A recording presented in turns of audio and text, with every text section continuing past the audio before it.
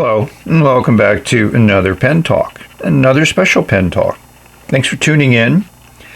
Thanks for finding me on the YouTube channel and following me as I explore the amazing, wondrous, wide world of pens.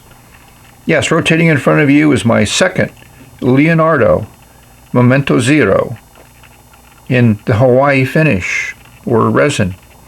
It's beautiful. Mr. Crab is very, very happy holding up this pen for you to see it rotate in front of you. We're going to explore this pen a little bit more than we did with the Mango. It has also a custom ground Architect nib, grounded by Leonardo pens. So, I haven't written with it yet, so we're going to see how that writes. But let's explore this pen a little bit before I ink it up. I think it's an amazing pen. It's a pen I've always admired. Now I have one. Mr. Crab winks at you and we continue on.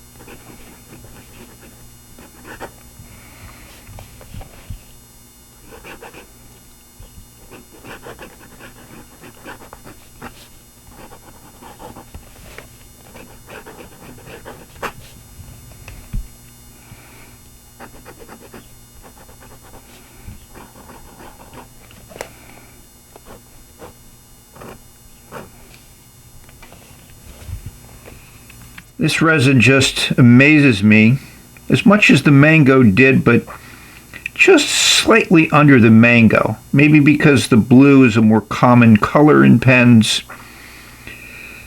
But those different layers, and it looks like it's faceted, but it's not. But those layers just give you a visual look that's quite different, quite unique, and I have to admit, I like it. Unscrewing the cap, just like with the Mango and all Momento Zeros, takes a little bit over one turn. And we'll see a Leonardo nib has been ground to an Architect. And they started with a broad nib, which is what is generally a good nib to start with if you're going to do some grinding. Like the Mango, it has a exposed converter at the bottom of the barrel, which you can access by unscrewing this cap. And you can also access it the standard way by unscrewing the section. Yes, I have not inked it up yet because I wanted to show that this has a threaded converter, which is just a nice feature. Something that I first saw in my Delta pens many, many years ago. And also the Delta pens did a model that had the back unscrewed that you could access the converter. Some people called it a captured converter. But that's the pen. So we need to ink it up, compare it to the Hawaii Mosaico that I have, and show you how that Architect nib writes. I'm going to use a Leonardo ink because they sent me 2 bottles and I think the other color will work well with this pen. It's just a resin I can fall in love with on many, many levels. Again, a great looking, incredibly good writing instrument from Leonardo. I'm impressed. So one of the things that I didn't show when I did the Mosaico is that the nib unit unscrews, as you would expect, typical of the Jowo nib unit. Nice nib, and when it screws back into the section, it engages threads at the bottom of this metal piece. Again, a typical construction method. So it's easy to swap nibs in and out if you would like to. If you have Jowo nibs, they'll just unscrew in and unscrew out. Let's take a little bit look at that Architect grind. I think they did a very nice job with it. And it's a classic grind on a nib. So here are my two Leonardo Hawaii pens. The Mosaico here on the top and the Momento Zero at the bottom. If you like blue, I can't imagine not falling in love with the way that they've done this resin in these two pens. I love the contrasting colors. I love the way it just pops. They work together very, very well. Like with the Mango, I'm very happy to be able to show both of these together. They each have their own attributes. The Mosaico is a grande, so it's larger. And it's a decent amount of larger pen, and it feels larger in the hand too. The other thing that these share in common is they're engraved with the number on the back of the cap. So the Mosaico is a 659 and the Momento Zero is a 029, I think. Hopefully that's showing up in the camera. The Mosaico is easier to read because it's on a darker part of the resin. This is on a lighter part. But both of these are incredibly nice pens. And the finish, I think, is the same on both of them, kind of like a palladium finish. Different cap bands, which is very nice. I appreciate both of them. I like the simplicity of the Momento Zero, 3 small cap bands. The large one on the Grande certainly does set it apart, but then there's 2 smaller bands, top and bottom. And if we take off the caps, again, small number of turns, remove the caps, we'll see the different sections. This section originally I had some concerns about, but after using it for a while, I do like it and respect it. But I do prefer this larger section with a little bit of a flare out at the bottom. It's more traditional on the Mosaico. Both of them have those Jovo feeds in the back. But of course I have a replacement nib in the Mosaico. I do have a elastic nib to put in there, which I might do, and that might be another video for another time. Feast your eyes. So I did not bring the LED out with the Mango one, so we're going to explore the Hawaii one with the LED light. Again, just to show the different looks that you're going to get. And we'll take the cap off, which we can do with one hand, and explore the inside of the cap.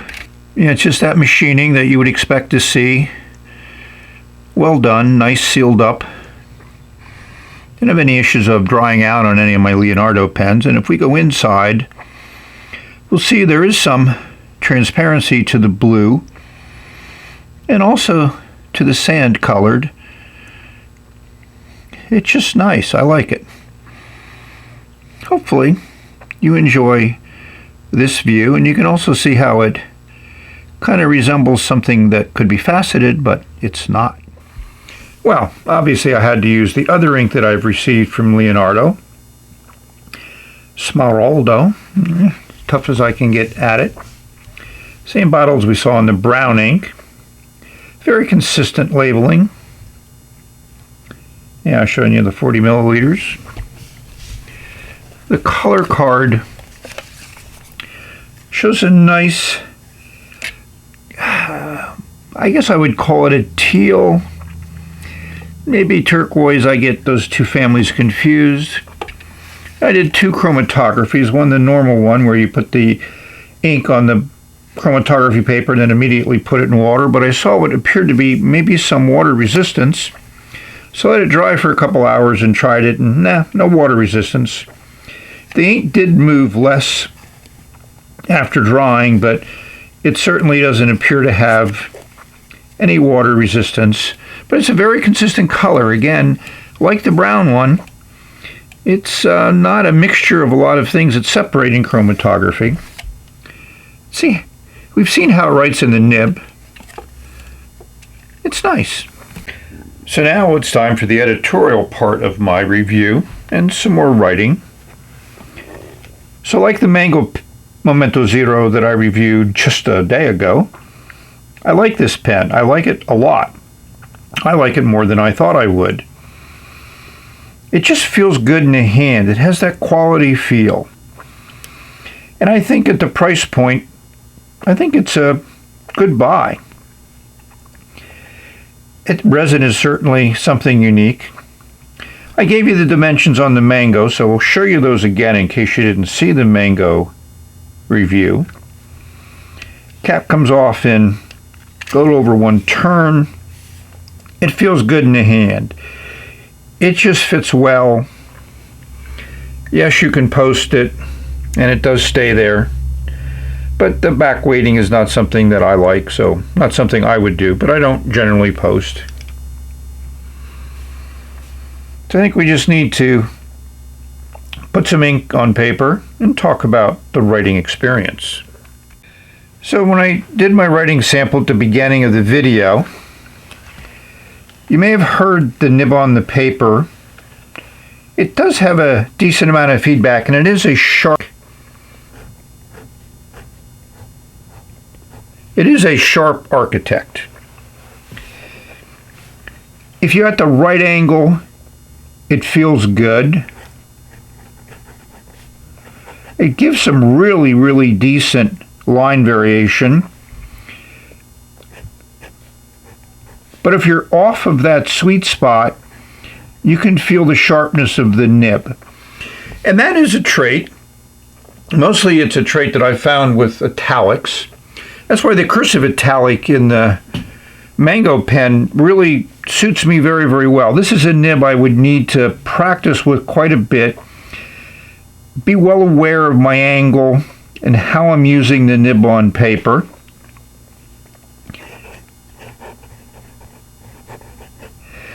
I like the line that it puts down.